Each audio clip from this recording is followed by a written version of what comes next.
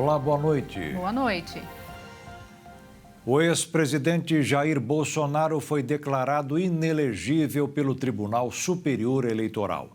Ele declarou que foi apunhalado pelas costas. A previsão é que a defesa de Bolsonaro entre com recurso no STF. Por 5 votos a 2, o Tribunal Superior Eleitoral condenou Jair Bolsonaro por abuso de poder político e uso indevido dos meios de comunicação e determinou a inelegibilidade por 8 anos. O quarto e último dia de julgamento começou com o voto da ministra Carmen Lúcia, que acompanhou integralmente o relator, ministro Benedito Gonçalves, e afirmou que os ataques do ex-presidente Jair Bolsonaro ao sistema eleitoral e aos ministros do Judiciário afetam não só os membros da Suprema Corte, mas a democracia como um todo. A ministra destacou também que não haveria necessidade de analisar outros eventos além da reunião de Bolsonaro com os embaixadores para caracterizar abuso de poder político. Os fatos são incontroversos, a reunião aconteceu. Há referências que também aqui já foram repetidas de desqualificação do Luiz Inácio Lula da Silva, que seria o adversário nas urnas do primeiro investigado. Houve agravos contundentes contra o Poder Judiciário, a desqualificação do Poder Judiciário, um ataque deliberado com a exposição de fatos que já tinham sido também objetiva, formal e profundamente refutadas por este Tribunal Superior Eleitoral. Os ataques ao Poder Judiciário se deram com nomeação de alguns dos ministros, como os ex-presidentes dessa Casa, ministro Roberto Barroso e ministro Luiz Edson Fachin, e também a Vossa Excelência, presidente, de uma forma extremamente grave e contundente. É preciso que se saiba que a crítica feita ao Poder Judiciário e a crítica feita a nós, juízes, ou a todo servidor público, acontece, e aí eu posso falar de cátedra, porque nos últimos tempos nós temos sido fustigados com toda acidez, com todas as críticas. E a crítica faz parte. O que não se pode é um servidor público no espaço público, no equipamento público, com divulgação pela EBC e pelas redes sociais oficiais, fazer achaques contra ministros do Supremo como se não estivesse atingindo a própria instituição, e não há democracia sem Poder Judiciário independente.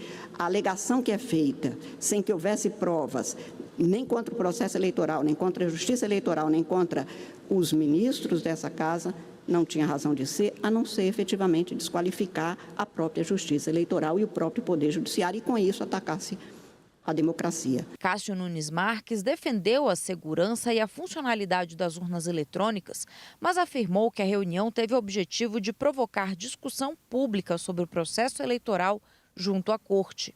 Tenho como irrefutável a integridade do sistema eletrônico de votação.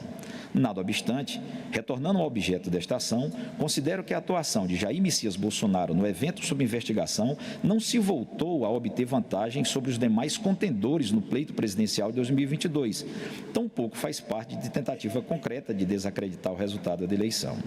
Ainda que se considere a reunião com embaixadores estrangeiros, realizada pelo então presidente da República como ilícito eleitoral, a mim não parece capaz de minimamente perturbar a legitimidade e a normalidade de um pleito do tamanho da eleição presidencial. O presidente do TSE, ministro Alexandre de Moraes, foi enfático ao apresentar no voto fatos contrários às alegações de Bolsonaro sobre o processo eleitoral.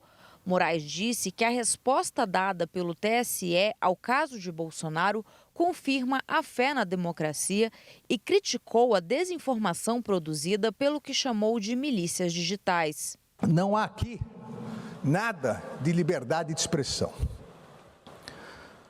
Não há nada, um presidente da República, ao mentirosamente dizer que há fraudes nas eleições, inclusive na que ele ganhou, e aí, ao ser indagado, diz, mas eu ganharia no primeiro turno, e ao ser oficiado pelo então presidente do Tribunal Superior Eleitoral, o ministro Luiz Roberto Barroso, para apresentar provas sobre a fraude, obviamente não as apresentou porque elas não existem, presidente da República que ataca a justiça eleitoral, ataca a lisura do sistema eleitoral que o elege há 40 anos, isso não é exercício de liberdade de expressão.